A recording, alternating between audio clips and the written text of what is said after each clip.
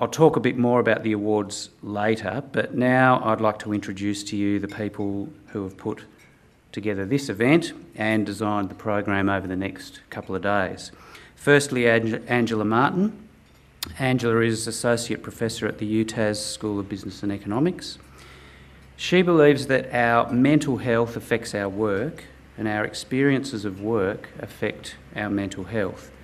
So she's looking at mental health in the workplace and positive approaches to protect employee wellbeing. So we'll hear from Angela this morning and probably throughout the next couple of days on those sort of areas. Also, Kristy Sanderson. Kristy is Associate Professor of Mental Health at UTas and is concerned with what employers can do to offer more mentally healthy workplaces and what employees can do to become more resilient to job stress. So could you please welcome Kristy and Angela to get us started today.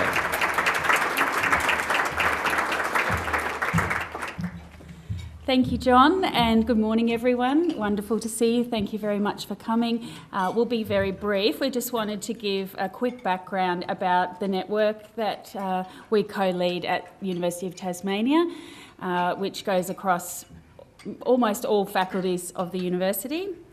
Kristy and I first started collaborating, it's almost 10 years ago now, and from that time we've sort of seen a bit of a snowball effect. We've been collecting people into our network along the way. Many of those are here today. And we've also been doing a lot of PhD student training in this area to help build capacity in our society and in our organisations for dealing with these issues. At the moment we have about 30 members at University of Tasmania. We have a lot of industry relationships, people that are in the room today as well.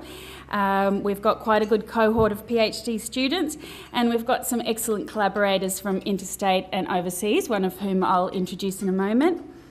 And I guess what brings us together is a common interest in understanding how we can make our experience of work and jobs something that is both productive and positive for people's wellbeing.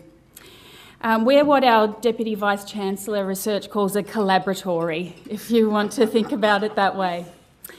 We have 4 aims of the network. One is obviously engaging with industry, government and the broader community to build leadership capabilities and momentum for change to jobs and work environments that promote employee health and wellbeing. Our second aim, as I said, is to build capacity and promote research excellence through our PhD training and mentoring for early career researchers.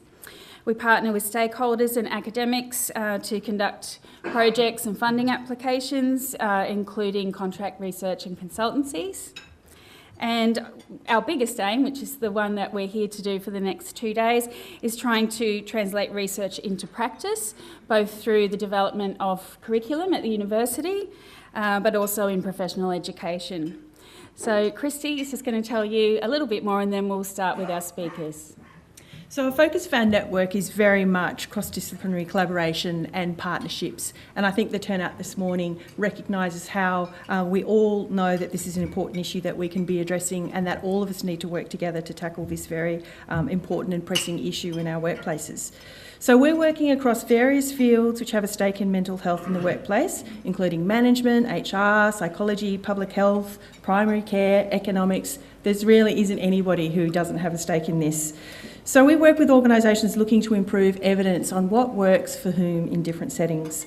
And we're building on our successful partnerships, which have included with Beyond Blue, WorkSafe Tasmania, Tasmanian Government and most recently Tas Networks. So we all have a personal and professional stake in this, and so now I'm going to go back to Angela and she'll introduce our keynote speaker for this morning, whose work embodies this collective responsibility approach.